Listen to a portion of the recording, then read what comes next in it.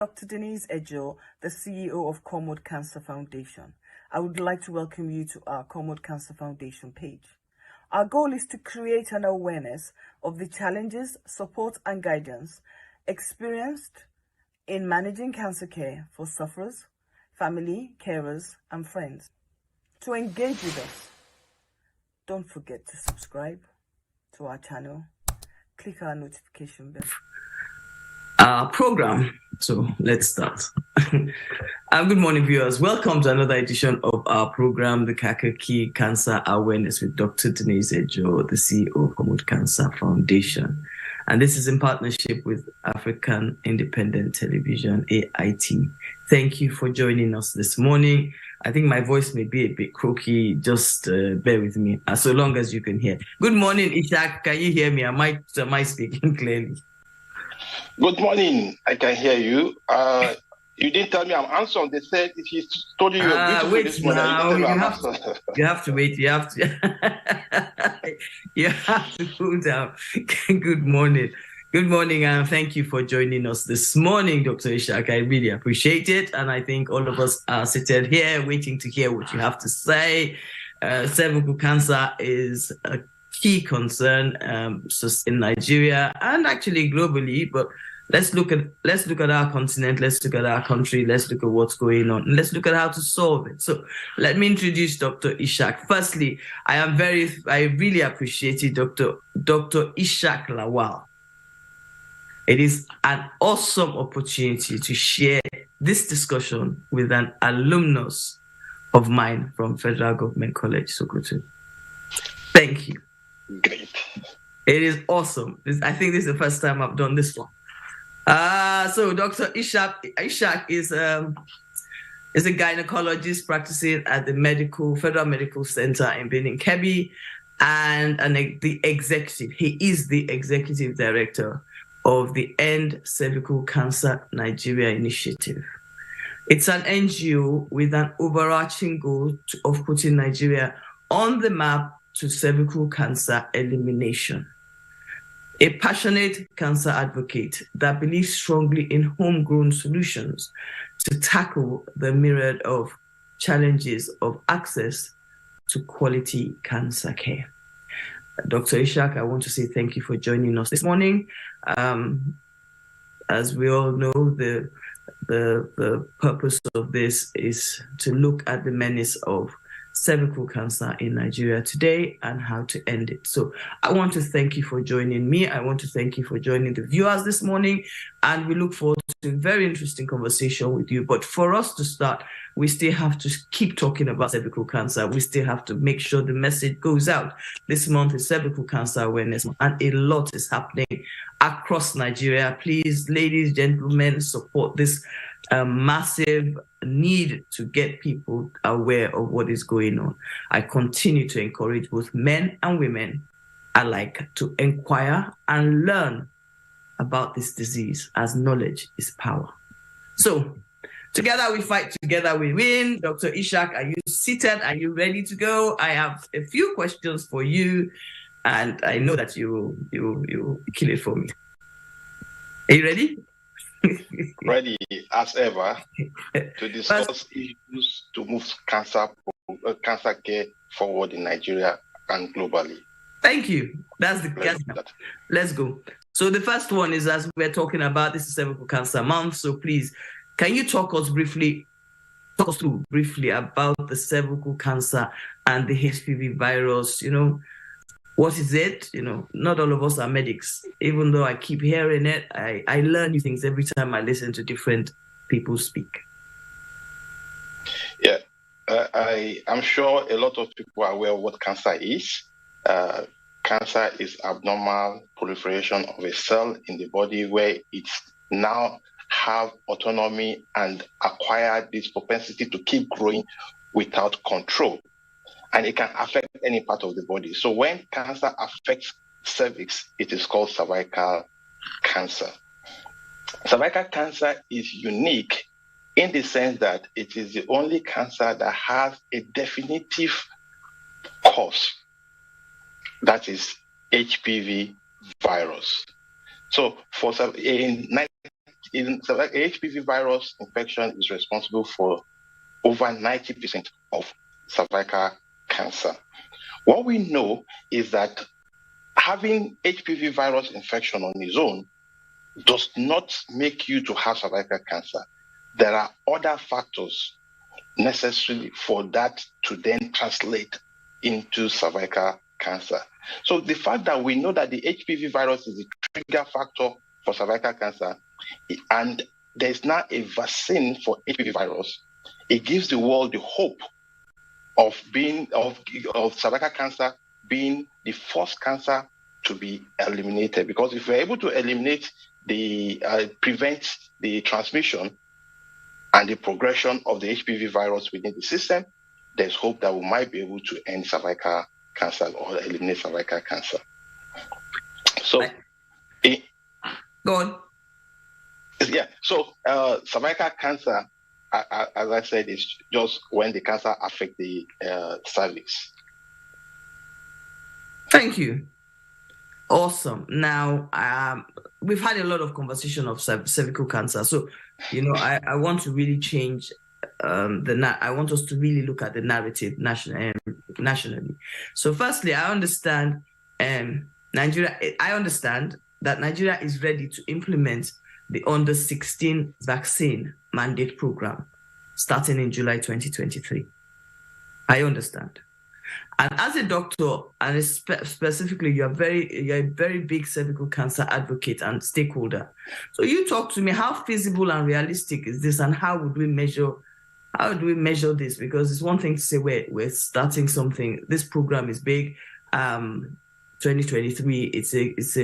I think you guys say the 90-70-90 program. So can you tell us how is this going to be feasible, and how are we going to measure progress? Thank you, Dennis, for that question. But before I answer that question, I think let me set the template to that question. The 90-70-90 target that you mentioned is the template to it.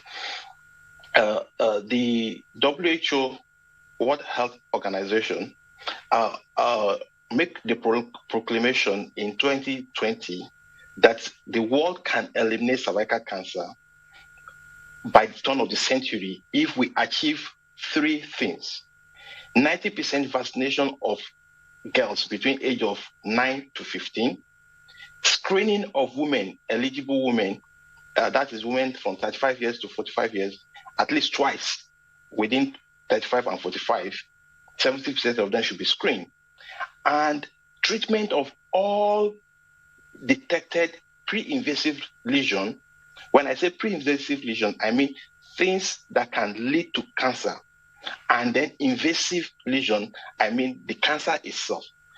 Treatment of any of those identified, 90% of them, if they are treated, we can be on the path to eliminating cervical cancer. So it is on that platform that the National Primary Healthcare Development Agency, which is the umbrella organization that regulates or that implements vaccines for the nation, is proposing to introduce HPV vaccine to the routine immunization structure of the country. And then, if we must confess to ourselves, I think it's a shame that this is the time we're trying to even propose to introduce the HPV vaccine, considering the position of Nigeria amongst the nations. A lot of small African countries have already implemented that. But in fairness to the National Primary Healthcare Development Agency, they will say that the COVID pandemic probably disrupted the plan that they had, because they had already made this similar proclamation of introducing the HPV vaccine in the past that did not see the light of the day.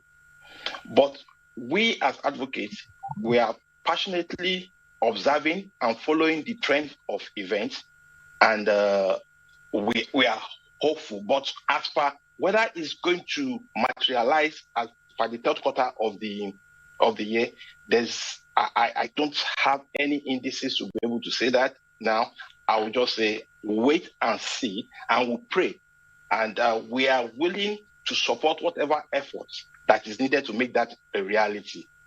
But we currently, I wouldn't be, I don't want to be pessimistic. I don't want to be optimistic. I'll just wait and see. I actually have brought it up because actually you have to recognize that for us as advocates and, you know, someone like me that lives with the disease, I don't even want to meet anybody halfway. I'm not prepared to. So based on that is why actually I'm coming from this angle. Okay, just summarize for me now. As we create cervical cancer awareness, I have found out, and this has really disturbed me in this January, that myths and facts are now all over the place. And I'll put it very. I've continued to find information about the facts and myths, and it's not clear. So there are some boundaries there that are so not clear. So please, can you help me here? Because is cervical cancer preventable? Absolutely. Cervical cancer, and that's why WHO has brought out the global elimination strategy, because cervical cancer is preventable. Fantastic. Now, in terms of the myth and facts regarding cervical cancer, my experience as an advocate is relatively different from what the general thinking and knowledge is. Because generally, when you talk to people, they will tell you that people don't go for screening. My experience is that people want to screen, but they are afraid because the system is not helping them. Because the people that have screened don't have good experience from screening. Except you're rich and you can afford a private setup. I am not aware of a public setup health institution where you walk in, get screened, have a positive result, and have soothing counseling system to put your mind at rest, and have a proper navigation system to navigate you to go and get help. Currently, we are supporting a number of organizations to start organized screening, because screening on its own is useless. Screening does not save life. Screening detects pre-invasive lesion, and it is the treatment of the detected lesion that will prevent cancer.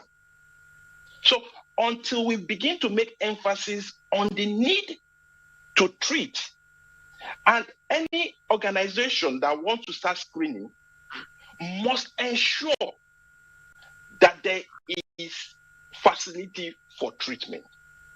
Not only that they ensure there is facility for treatment, they must ensure and have a clear pathway of navigation where the patients that are screen positive are navigated to go and treat.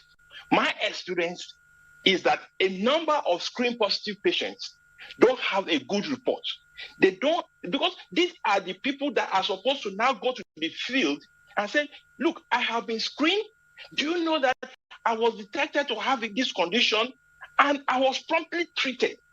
If I was not treated, maybe I would have had cancer. But they are screened. You tell them they are positive. You refer them to a teaching hospital, and the teaching hospital now have to enter into the system of a teaching hospital like a sick patient, because the hospital does not have a wellness center where a person can walk in and say, look, I had this test, it says it's positive, how can I be treated? So they have to go through that bureaucracy of the hospital, because our hospital is generally made for sick people. Screening is for healthy people. And the fact that you have been screened positive does not make you a sick person.